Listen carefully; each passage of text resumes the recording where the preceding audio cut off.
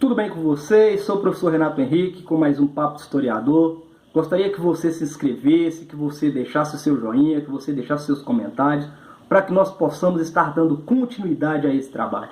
Na aula anterior nós falamos sobre capitanias hereditárias e hoje estaremos falando sobre o governo geral e a consolidação da colonização em solo brasileiro. Primeiro temos que entender o seguinte: a decisão tomada por Dom João III de estabelecer o governo geral no Brasil ocorreu em um momento em que alguns fatos significativos aconteciam em relação à coroa portuguesa na esfera internacional. Surgiram os primeiros sinais de crise nos negócios da Índia, sugeridos no uso da expressão fumos da Índia, ou seja, fumaça da Índia, pondo em dúvida a solidez do comércio com o Oriente. Portugal sofrera várias derrotas militares no Marrocos, mas o sonho de um império africano ainda não estava extinto. No momento em que Tomé de Souza foi enviado ao Brasil como primeiro governador-geral, em 1549, fechou-se o entreposto comercial português de Flandres.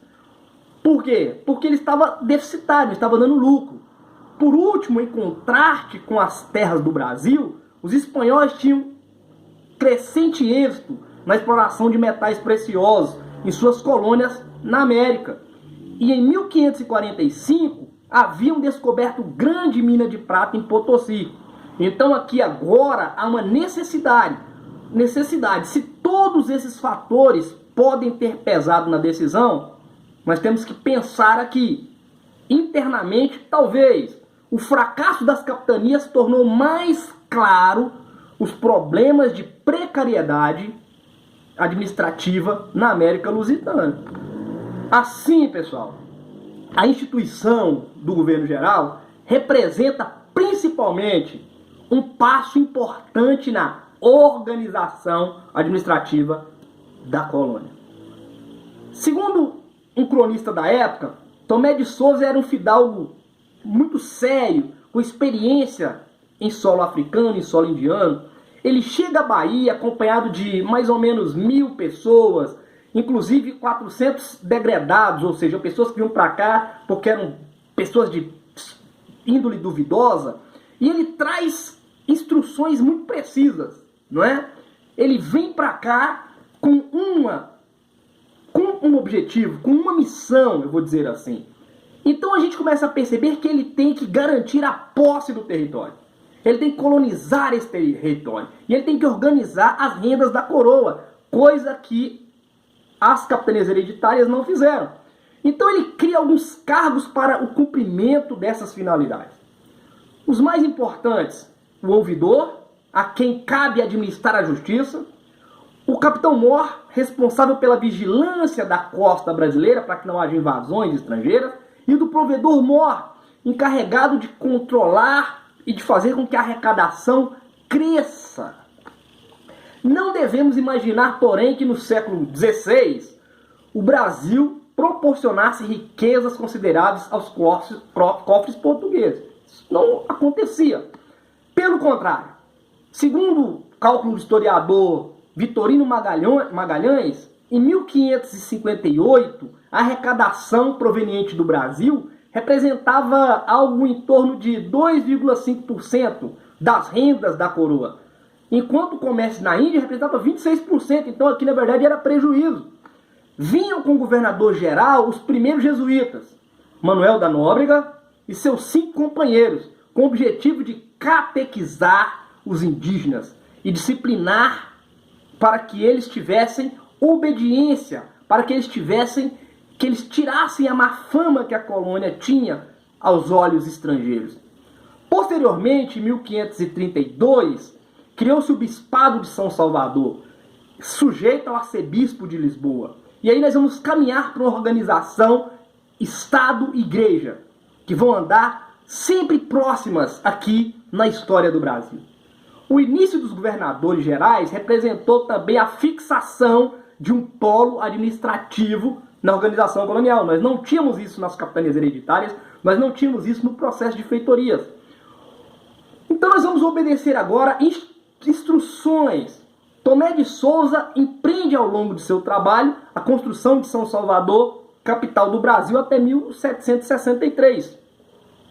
Mesmo com as funções administrativas centralizadas em suas mãos, isso não significa que o governador-geral detivesse todos os poderes, nem que em seus primeiros tempos exercesse uma atividade muito abrangente. A ligação entre as capitanias era bastante precária, ligando o raio de ação dos governadores, então eles ficavam limitados no seu raio de ação. A correspondência de jesuítas indicam esse isolamento. Em 1552, escrevendo da Bahia aos irmãos de Coimbra, o padre Francisco Pires, ele fala que ele se queixa, ele reclama de que aqui nós não tem como se tratar de assuntos locais, porque às vezes passa um ano e não sabe um dos outros o que está acontecendo por causa do mau tempo, por falta de navio e por ter que andar muitas vezes a pé. Então ele não sabe o que acontece nas outras capitanias.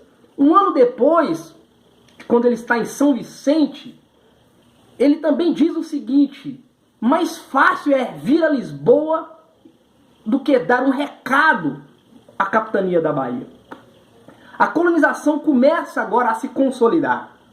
Após as 3 primeiras décadas, marcadas pelo esforço de garantir a posse da terra, esse era o objetivo nas 3 primeiras décadas, a colonização começa a tomar forma. Ela começa a ganhar corpo, ela começa a ganhar consistência.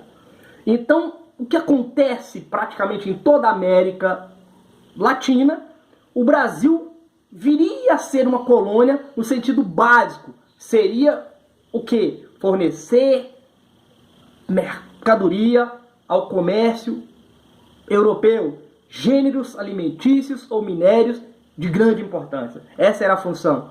Não está muito diferente de hoje. A política da metrópole portuguesa era muito simples. Ela incentivava essa empresa comercial com base em poucos produtos exportáveis em grande escala e se assentava na grande propriedade. Essa diretriz atende aos interesses de acumulação de riqueza da metrópole, ou seja, em mãos de grandes comerciantes da coroa e dos seus afiliados. Eles vão tomar conta do negócio aqui.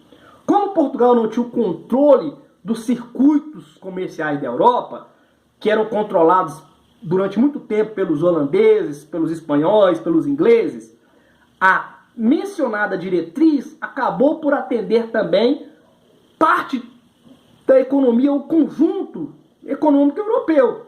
A opção pela grande propriedade agora está ligada à conveniência da produção em larga escala. Além disso, pequenos proprietários autônomos tenderiam a produzir a sua subsistência vendendo no mercado apenas um reduzido excedente, o que contraria os objetivos da coroa e dos grandes comerciantes. Aí eu vou achar uma solução. Junto com a empresa comercial e do regime de grande propriedade, eu vou acrescentar o terceiro e principal elemento: o trabalho compulsório. Nesse aspecto, a regra será comum a toda a América Latina. Ainda que com variações diferentes, formas de trabalho compulsório, predominantemente na América Latina ou na América Espanhola, a escravidão foi dominante no Brasil. Por que se apelou para uma relação de trabalho odiosa aos olhos dos europeus? Aos olhos da Europa chamada de moderna. Simples. Nem havia grande oferta de trabalhadores em condição de migrar para cá, como dependentes ou assalariados, nem o trabalho assalariado era conveniente para os fins da colonização.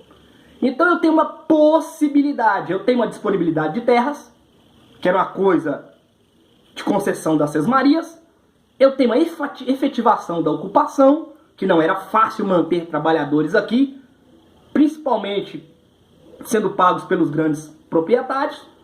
Então eu vou fazer o quê? Eu tenho uma outra possibilidade. Eu crio um problema do fluxo da mão de obra mercantil. Eu dou um salto aqui. O que eu faço? Eu trago para cá, ou eu transfiro para cá um processo utilizado na Idade Antiga, o processo de escravidão. A introdução do trabalho escravo aqui não se explica dessa forma, lógico, mas aqui nós temos que ganhar tempo, porque nós temos muita coisa para falar. Porém, eu tenho que perceber uma coisa.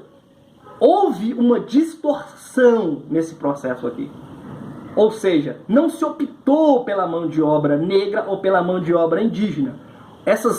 Esse processo caminhou durante muito tempo junto e ele foi sendo separado ao longo do processo de produção. Em primeiro lugar, houve uma passagem de escravidão do índio para do negro, que vai variar em tempo e espaço.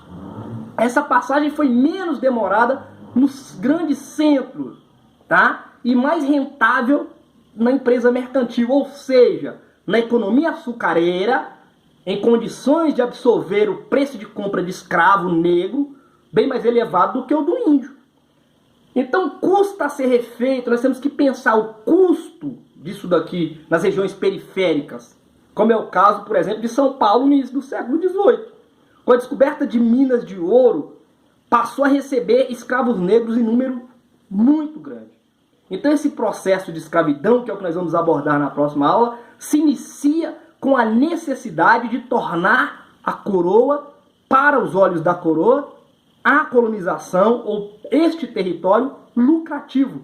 Então o trabalho compulsório, ele é a chave, ele é o motor que faltava nessa engrenagem. Nós vamos aproveitar o que nós temos de maior, que é terra. Então nós vamos usar essa terra para que ela possa ser explorada e que possa gerar riqueza. Lembremos que para os grandes empresários, a terra é algo que nos proporciona lucro. Beleza? Forte abraço, fiquem todos em casa e até a próxima aula.